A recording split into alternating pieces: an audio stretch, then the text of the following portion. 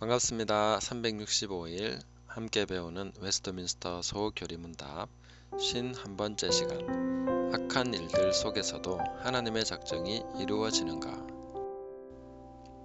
하나님이 과연 작정하신 바대로 행하시고 계신지 믿기 힘들 수 있습니다.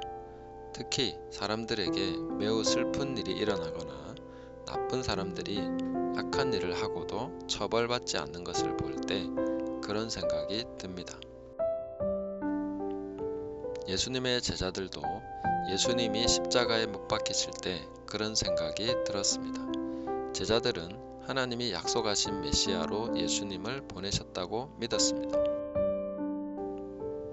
그러나 예수님을 시기하던 유대 지도자들이 예수님을 붙잡아 예수님에 대해 거짓을 말하고 예수님에게 죄 있다고 모함해 사형 선고를 받게 했습니다. 제자들은 하나님이 메시아를 그냥 죽게 내버려 두시면 안 된다고 믿었습니다. 그러나 군인들이 예수님을 잔인하게 고문한 후 십자가에 못 박았습니다. 예수님은 돌아가시고 장사되었습니다. 제자들은 절망했습니다. 하나님의 메시아는 죽었고 하나님이 목적을 이루실 수 없을 것 같았습니다. 하나님의 전적인 계획 가운데 예수님이 자기 백성의 죄를 위한 희생제물로 죽으신 것을 제자들은 이해하지 못했습니다. 하나님은 원수들의 가장 악한 계획과 행동조차 자신의 작정을 이루는 데 사용하셨습니다. 제자들은 예수님이 죽음에서 다시 살아나신 후에야 이것을 이해했습니다. 사도행전 4장 27절에서 28절 말씀.